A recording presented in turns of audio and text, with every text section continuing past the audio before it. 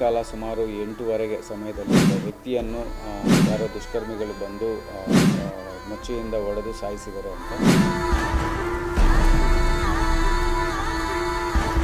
Veeranna alias ಮಲ್ಲ ಅನ್ನೊಬ್ಬವರು ಸುಮಾರು 38 ವರ್ಷ ವಯಸ್ಸು, ಪೂಲ್ ಆಫ್ ಬ್ಲಡ್ಡಲ್ಲಿ ಅಲ್ಲಿ ರೋಡ್ ಮೇಲೆ ಕೆಳಗೆ ಬಿದ್ದಿದ್ದರು.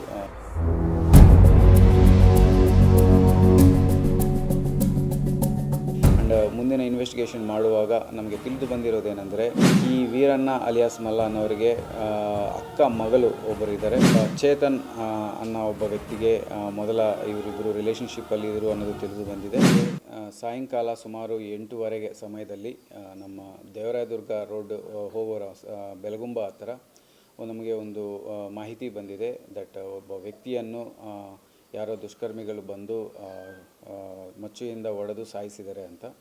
ಇಮಿಡಿಯೇಟಾಗಿ ಲೋಕಲ್ ಪೊಲೀಸರು ಸ್ಪಾಟ್ಗೆ ರೀಚ್ ಆಗಿದ್ದಾರೆ. ಅವರು ಕನ್ಫರ್ಮ್ ಮಾಡಾದ ಮೇಲೆ ನಾವು ಸೀನಿಯರ್ ಆಫೀಸರ್ ಸಹ ಎಲ್ಲ ಸ್ಪಾಟ್ಗೆ ಹೋಗಿ ನೋಡಿದಾಗ ವೀರಣ್ಣ ಅಲಿಯಾಸ್ ಮಲ್ಲ ಅನ್ನೊಬ್ಬವರು ಸುಮಾರು 38 ವರ್ಷ ವಯಸ್ಸು. ಸೊ ಇವರು ಬ್ಲಡ್ಡಲ್ಲಿ ಪೂಲ್ ಆಫ್ ಬ್ಲಡ್ಡಲ್ಲಿ ಅಲ್ಲಿ ರೋಡ್ ಮೇಲೆ ಕೆಳಗೆ ಬಿದ್ದಿದ್ದರು. ಪಕ್ಕನೇ ಅವರು ಬೈಕ್ ಸಹ ಬಿದ್ದಿತ್ತು. ನಾವು ಇಮಿಡಿಯೇಟಾಗಿ ಅವ್ರ ಫ್ಯಾಮಿಲಿ ಮೆಂಬರ್ಸ್ಗೆ ಮಾಹಿತಿ ತಿಳಿಸಿ ಬಾಡಿಯನ್ನು ಅಲ್ಲಿಂದ ಗೌರ್ಮೆಂಟ್ ಹಾಸ್ಪಿಟಲ್ಗೆ ಪೋಸ್ಟ್ ಮಾರ್ಟಮ್ಗೆ ಕಳಿಸಲಾಗಿದೆ. ಅದಾದ ಮೇಲೆ ಮೃತ ಹೆಂಡತಿ ಅವರಿಂದ ಕಂಪ್ಲೇಂಟ್ ತೊಗೊಂಡು ಒಂದು FIR ಅಂಡರ್ ಸೆಕ್ಷನ್ 103 ಸಬ್ ಕ್ಲಾಸ್ 1 BNS ಅಲ್ಲಿ ರಿಜಿಸ್ಟರ್ ಮಾಡಲಾಗಿದೆ ಕ್ಯಾತ್ಸಂದ್ರ ಪೊಲೀಸ್ ಸ್ಟೇಷನ್ ಲಿಮಿಟ್ಸಲ್ಲಿ. ಆ್ಯಂಡ್ ಮುಂದಿನ ಇನ್ವೆಸ್ಟಿಗೇಷನ್ ಮಾಡುವಾಗ ನಮಗೆ ತಿಳಿದು ಬಂದಿರೋದೇನೆಂದರೆ, ಈ ವೀರಣ್ಣ ಅಲಿಯಾಸ್ ಮಲ್ಲ ಅನ್ನೋರಿಗೆ ಅಕ್ಕ ಮಗಳು ಒಬ್ಬರು ಇದ್ದಾರೆ. ಅವ್ರಿಗೂ ಮತ್ತು ಚೇತನ್ ಅನ್ನೋ ಒಬ್ಬ ವ್ಯಕ್ತಿಗೆ ಮೊದಲ ಇವರಿಬ್ಬರು ರಿಲೇಷನ್ಶಿಪ್ಪಲ್ಲಿ ಇದ್ದರು ಅನ್ನೋದು ತಿಳಿದು ಬಂದಿದೆ. ಅದಾದ ಮೇಲೆ ಇಬ್ಬರಿಗೂ ಬೇರೆ ಬೇರೆ ಜೊತೆ ಮದುವೆ ಆಗಿರುತ್ತೆ. ಬಟ್ ಮದುವೆ ಆದಮೇಲೂ ಸಹ ಇವರು ಸಂಬಂಧದಲ್ಲಿ ಇದ್ದಾರೆ ಅನ್ನೋ ವಿಚಾರಕ್ಕೆ ಈ ಚೇತನನ್ನವ್ರಿಗೆ ಮತ್ತು ವೀರಣ್ಣನವ್ರಿಗೆ ಜಗಳ ಆಗಿರುತ್ತೆ. ಸೊ ಅದೇ ಹಿನ್ನೆಲೆಯಲ್ಲಿ ಈ ಚೇತನ್ ಮತ್ತು ಇನ್ನೂ 3 ಜನ ಸಹಚರರು ಶಿವಕುಮಾರ್, ಕುಮಾರ್ ಡಿ, ಸಂದೀಪ್, ಈ 3 ಜನನೂ ಸೇರಿಸ್ಕೊಂಡು ಆ ದಿನ ಕಾರಲ್ಲಿ ಬಂದು ಮೊದಲ ಗುದ್ದಿ ಬೈಕನ್ನು ಕಾರ್ ಜೊತೆ ಕೆಳಗೆ ಬಿದ್ದಾದ ಮೇಲೆ ಹೋಗಿ ಮಚ್ಚಿಂದ ಹೊಡೆದು ಮುಖ ಮೇಲೆ ತಲೆ ಮೇಲೆ ಹೊಡೆದು ಸ್ಪಾಟಲ್ಲೇ ಸಾಯಿಸಿರೋದು ನಮಗೆ ಕಂಡು ಬರ್ತಾ ಇದೆ. ಸೊ ಈ ಮಾಹಿತಿ ತಿಳಿದು ಬಂದ ತಕ್ಷಣ ನಾವು ಟೀಮ್ ಮಾಡಿ ನಮ್ಮ ಕ್ಯಾತ್ಸಂದ್ರ ಪೊಲೀಸರನ್ನು ಮತ್ತು ಬೇರೆ ಟೀಮ್ಸ್ನು ಫಾರ್ಮ್ ಮಾಡಿ ಹುಡ್ಸ್ಕೋವಾಗ ನಮಗೆ early hours 28th morning early ಅವರ್ಸ್ನಲ್ಲಿ ಇವರು ಮೈಸೂರು ಹತ್ರ ಒಂದು ರೈಲ್ವೆ ಸ್ಟೇಷನ್ ಹತ್ರ ಸಿಗ್ತಾರೆ. ಮಾಹಿತಿ ಮೇಲೆ ಅವ್ರನ್ನ ಕರ್ಕೊಂಡು ಬಂದು ಇವತ್ತು ಮ್ಯಾಜಿಸ್ಟ್ರೇಟ್ ಮುಂದೆ ಪ್ರೊಡ್ಯೂಸ್ ಮಾಡಲಾಗ್ತಾಯಿದೆ. ಪ್ರೊಡ್ಯೂಸ್ ಮಾಡಾದ ಮೇಲೆ ನಾವು ಪೊಲೀಸ್ ಕಸ್ಟಡಿ ತೊಗೊಂಡು ಮುಂದಿನ ಇನ್ವೆಸ್ಟಿಗೇಷನ್ನು ಮಾಡಲಾಗ್ತಾಯಿದೆ. ಈಗಾಗಲೇ ನಾನು ತಿಳಿಸಿದಂಗೆ ಇದು ಒಂದು ರಿಲೇಷನ್ಶಿಪ್ ಮ್ಯಾಟ್ರಲ್ಲಿ ಈ ವೀರಣ್ಣ ಏನಿದ್ದಾರೆ ಅವರ ಅಕ್ಕ ಮಗಳಗೂ ಮತ್ತು ಈ ವ್ಯಕ್ತಿಗೂ ಚೇತನನ್ನವ್ರಿಗೆ ಏನು ಸಂಬಂಧ ಇದೆ, ಆ ಸಂಬಂಧ ಹಿನ್ನೆಲೆ ವೀರಣ್ಣಗೆ ಇಷ್ಟ ಇಲ್ಲದೆ ಇದು ನಡೀತಾ ಇರೋ ಅನ್ನೋ ಕಾರಣಕ್ಕೆ ಇವರಿಗೆ ಜಗಳ ಆಗಿರೋದು ನಮಗೆ ಕಂಡು ಬರ್ತಾ ಇದೆ.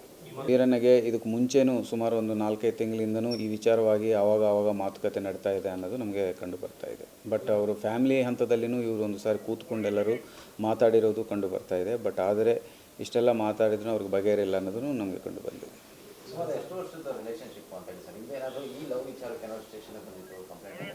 ಸ್ಟೇಷನ್ಗೆ ಬಂದಿರೋದು ಕಂಡು ಬಂದಿಲ್ಲ. ಬಟ್ ಸುಮಾರು 5-6 ವರ್ಷ ಹಿಂದೆ ಇದು ನಡೆದಿದೆ. ಸೊ ಇವರಿಬ್ಬರು ಬೇರೆ ಬೇರೆ ಕಮ್ಯುನಿಟಿಗೆ ಸೇರಿರೋರು. ಸೊ ಮದುವೆ ಮುಂದುವರ್ಸೋಕ್ಕೆ ಆಗಲಿಲ್ಲ. ಅದಾದ ಮೇಲೆ ಅವರು ಬೇರೆ ಬೇರೆ ಕಡೆ ಮದುವೆಗಳೂ ಸಹ ಆಗಿದ್ದಾರೆ.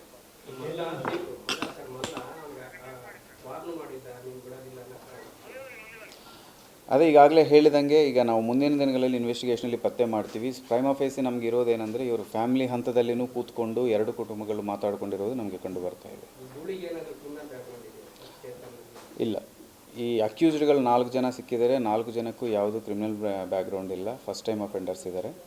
ಸೊ ಈ ವಿಚಾರಕ್ಕೆ ಅವರು ಮೋಟಿವೇಟ್ ಆಗಿ ಮಾಡಿರೋದು ಕಂಡು ಬರ್ತಾ ಇದೆ.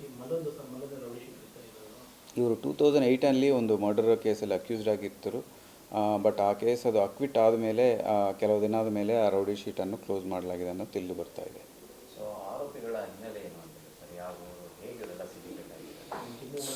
ಸೊ ಚೇತನನ್ನವರು ಈ ತುಮಕೂರಲ್ಲೇ ಒಂದು SS ಫಿಟ್ನೆಸ್ ಜಿಮ್ ಅಂತ ಇಟ್ಕೊಂಡಿದ್ದಾರೆ. ಸೊ ಇವರಲ್ಲಿ ಜಿಮ್ ಟ್ರೈನರ್ ಆಗಿ ಕೆಲಸ ಮಾಡ್ತಾರೆ, ಓನರ್ ಕಮ್ ಜಿಮ್ ಟ್ರೈನರ್ ಆಗಿ.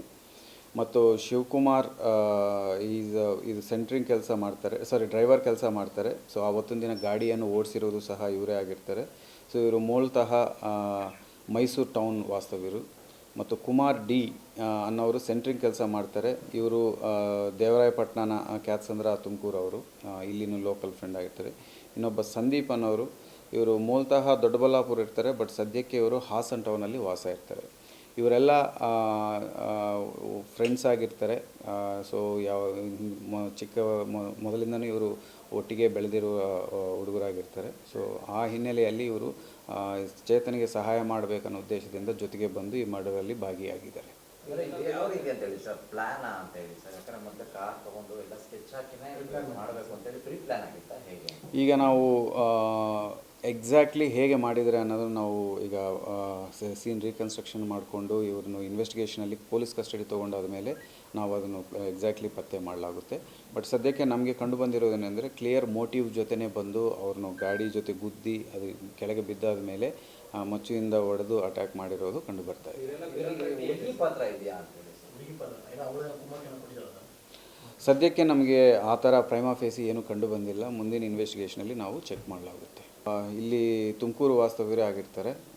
ಸೊ ಮೊದಲ 2008 ಒಂದು ಅಫೆನ್ಸಲ್ಲಿ ಇನ್ವಾಲ್ವ್ ಆಗಿದ್ದರು. ಸೊ ಆವಾಗಿಂದನೂ ಸಣ್ಣ ಪುಟ್ಟ ಕೆಲಸ ಮಾಡಿಕೊಂಡು ವ್ಯವಸಾಯ ಮಾಡಿಕೊಂಡು ಓಡಾಡ್ತಾ ಇರ್ತಾರೆ. ಸೊ ಇದ್ರ ಮೇಲೆ ಆ ಇನ್ಸಿಡೆಂಟ್ ಆದಮೇಲೆ ಇವ್ರದ್ದು ಬೇರೆ ಯಾವುದೋ ಕ್ರಿಮಿನಲ್ ಹಿನ್ನೆಲೆಯೂ ಕಂಡು ಬರ್ತಾ ಇಲ್ಲ. 2008 ಇತ್ತು, ಬಟ್ ಮಧ್ಯದಲ್ಲಿ ಒಂದು ಸಮಯದಲ್ಲಿ ಯಾವಾಗಲೂ ಕ್ಲೋಸ್ ಮಾಡಿದ್ರು. ಸುಮಾರು ಒಂದು ಈ 7-8 ವರ್ಷ ಹಿಂದೆನೇ ಇದು ಕ್ಲೋಸ್ ಆಗಿರೋದು ನಮ್ಗೆ ಕಂಡು ಬರ್ತಾ ಇದೆ.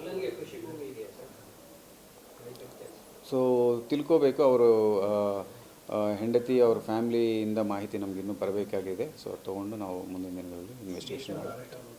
ಟೋಟಲ್ 4 ಜನ ಅರೆಸ್ಟ್ ಆಗಿದ್ದಾರೆ. ಎಲ್ಲ ಬಿಲೋ 30 ಇದ್ದಾರೆ. ಸೊ ಒಬ್ಬರು ಸಂದೀಪ್ ಅನ್ನೋರು 31 ವರ್ಷ ಇದ್ದಾರೆ. ಸದ್ಯಕ್ಕೆ ಆ ಥರ ಏನು ಕಂಡು ಬಂದಿಲ್ಲ. ಫ್ರೆಂಡ್ಸ್ ಜೊತೆಗೆ ಇದ್ದೀವಿ ಅಂತ ಹೇಳಿ ಮಾಹಿತಿ ಬರ್ತಾ ಇದೆ. ಮುಂದಿನ ಇನ್ವೆಸ್ಟಿಗೇಷನಲ್ಲಿ ನಾವು ಅವ್ರ ಅಕೌಂಟ್ಸು ಮತ್ತು ಅವ್ರ ಫೈನಾನ್ಷಿಯಲ್ ಟ್ರಾನ್ಸಾಕ್ಷನ್ಸ್ ಎಲ್ಲ ಚೆಕ್ ಮಾಡಲಾಗುತ್ತೆ. ಇಲ್ಲ, ವಿಡೋ ಅಲ್ಲ, ಬಟ್ ಗಂಡನ ಜೊತೆಗೆ ವಾಸ ಇಲ್ಲ ಸದ್ಯಕ್ಕೆ. ಡಿವೋರ್ಸ್ ಏನಾಗಿಲ್ಲ. ಇವನ ಫ್ಯಾಮ್ಲಿ ಇದೆ, ಜೊತೆಗೆ ಮಕ್ಕಳು ಇದ್ದಾರೆ. ಆಕೆಗೂ ಮಗು ಏನೋ ಇದೆ. ಬಟ್ ಸದ್ಯಕ್ಕೆ ಆಕೆ ಮತ್ತು ಅವ್ರ ಗಂಡ ಜೊತೆಗೆ ಇಲ್ಲ ಅನ್ನೋದು ನಮಗೆ ಮಾಹಿತಿ ಬರ್ತಾ ಇದೆ.